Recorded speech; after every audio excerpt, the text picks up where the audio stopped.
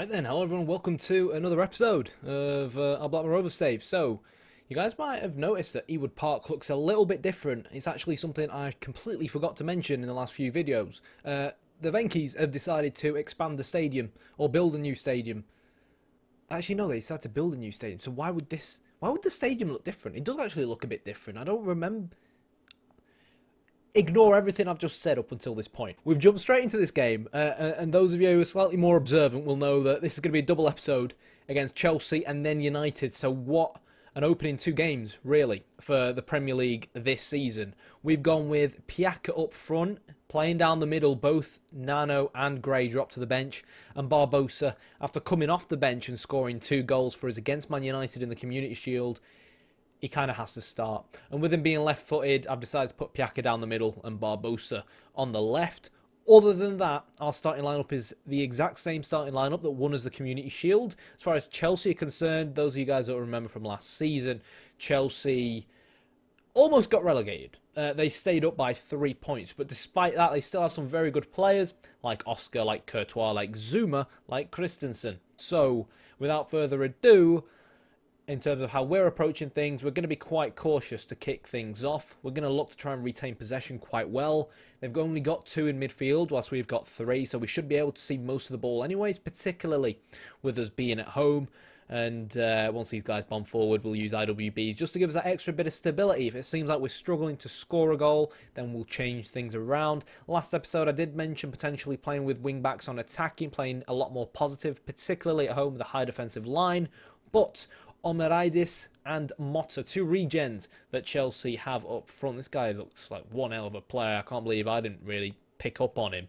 They signed him for just 12 million quid. Look at the mental attributes for a 20-year-old. Probably the next Del Piero. Actually, let's take a look at him. Yeah, I'm not really sure. More of a maybe Trezeguet-esque player. I'm not really entirely sure, but he's one hell of a player. Fair play to Chelsea. I think I might try and hire some of their scouts, because they do always seem to buy real good regens. But yeah, so for that reason, we've decided to keep a normal defensive line. Both Volkvist and Callas, who had a very, very good game against Man United, with bags of pace in front of Szczesny at the back, so they should be able to keep these guys under control. But without further ado, let's kick off, and as always, go with the demand more team talk. Quite direct play straight away, straight from kickoff there from Chelsea, and it looks like we are going to get the first opportunity of the game. So it does actually seem like we could end up signing Nemanja. Oh, hits the post. It looks like we might actually could end up signing Nemanja Matic. Now it's a tough one. I'll probably end up delaying it until after the Man United game, and then it's definitely going to take a decision and a half to decide whether or not we actually want him. Douglas is still in this really weird scenario where I do personally believe he is glitched out, where he wanted to leave because he wanted a new contract. I've offered him a new contract at 115k a week and still is waiting for a new contract. I think this will backfire. And obviously with us currently fighting with FFP, I am kind of getting worried that this bug, or whatever it is, providing it is a bug, which it certainly looks like it is, could end up being something that will come back to haunt us. Now, we said we wanted to hold onto the ball well with Chelsea playing a 4-4-2, and we certainly are doing that. But 66% possession for me is maybe just a little bit too much at the moment. We've created all the chances of the game so far, so for that reason, quickly switch to mixed. And that'll obviously see our... oh, God. Oh, good tackle. Well done. Oh, God. Win it in the air. Good head. Are we going to get an opportunity from this? But yeah, what I'm saying is that should hopefully see our percentage of possession be reduced a slight bit. But because we're now open to playing slightly more direct passes, we should maybe start to carve out more opportunities. Playing this patient, though. This is certainly retaining possession. I do feel like these guys could offer us a fair amount of width. And Barbosa shoots. Barbosa scores. A double against Man United. And Gabriel Barbosa, new signing. That extra bit of oomph up front. That extra bit of Brazilian firepower that we really craved last season. Makes it 1-0 Ewood Park against Chelsea.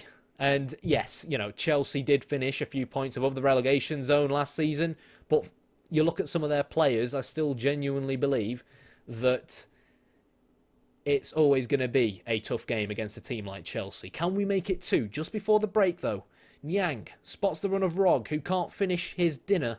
And if only his cross was a little bit better there. He had both Piaka and Barbosa waiting for him at the back post. But so far, so good. Chelsea yet to really even get a shot on target. We'll have to keep an eye out, of course, for any tactical changes coming out from Steve Clarke. But it's Steve Clarke, so we know really what to expect from him. Tell the lads not to get too complacent, and they have now changed to a 4-2-3-1. Very similar to what Man United tried to do against us, with only Motta up front. Yeah, so Motta's going to be the man up front.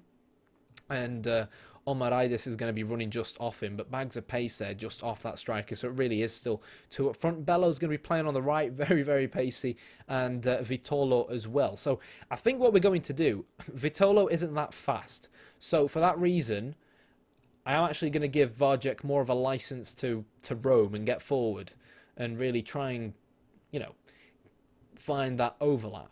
And we're going to try and exploit the right flank as well for that reason.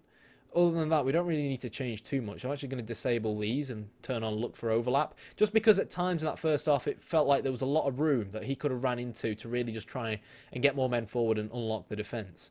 Other than that, I don't really think we need to change too much in terms of what we're doing. What we do have to do is obviously make sure our man marking is correct, because obviously formation change is going to cause the man marking problems, and yeah, I think that looks all right. Nyang on the right, should be man marking Vitolo on the left.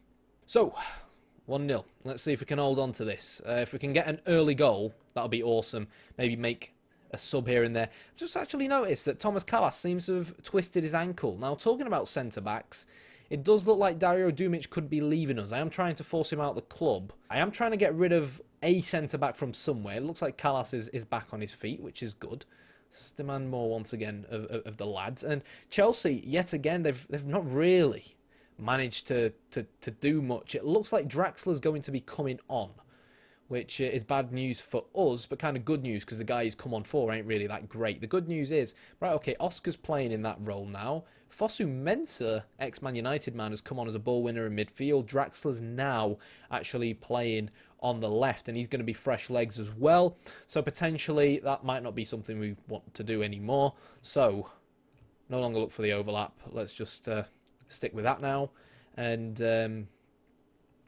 get Douglas to man mark Oscar, who isn't as athletic as he probably is in real life, but from a technical point of view, with that fast striker up front, you don't really want him getting too much breathing space on the ball. Now, Carvalho's on a yellow card, and so is Oscar, so as soon as it allows me to do so, I'm actually going to make a quick tweak, go into opposition, and actually tackle them hard. Nyang is starting to look a little bit tired, so in terms of a substitution, Piaka's now going to go out on the right-hand side, and Nano's going to come on just as the SS. I feel like Nano, at this kind of stage, for this kind of game, could be a better choice because he's slightly better in terms of playing more as a deep player on the ball as opposed to Andre. And in terms of who we want to actually bring onto the pitch, I feel like we need more feet in midfield. So it's kind of really a choice between either bringing on Pedro Morales or bringing on an Oriol Romeu, and I feel like Romeu is maybe slightly the better option at the moment, so we'll just make him a ball-winning midfielder there. Should hopefully just make us a little bit better in terms of defensive stability, help us win the ball back a little bit better, and there we go. Double substitution for us. Lirola now to take a throw in for Chelsea. It's going to get picked up by Alenya, and that's what I mean by Nano. Slightly better on the ball, comes a lot deeper than Andre does because he's more of a natural shadow striker and helps us pick up the ball in this kind of scenario. Varjek finds Romeu, who passes the ball to Piaka. Varjek is going to shoot, and Varjek will score. Satisfying to see our right back, ladies and gents, grab a goal there. I weren't expecting him to score last season in the FA Cup final. I certainly weren't expecting him to score there. I'm not going to lie, it took him a bit of time last season when he came in January. 25.5 million price. Oh, God, Douglas has died. Right, Douglas is certainly, definitely hurt there. So Morales is going to come on for him. And, yeah, it definitely took him a little bit of... tell these guys to tighten up. A little bit of time to adapt did Varjek last season. But considering he got a goal in the FA Cup final, and considering he's just scored again now, really good run from him, real nice play. You could see the IWB instruction kicking in where he cut on the inside and played a nice 1-2 with Piaka. Piaka was on top form today, of course he was. I think he got 1 or 2 assists. How many did he get? He got 2 assists. So Piaka continuing his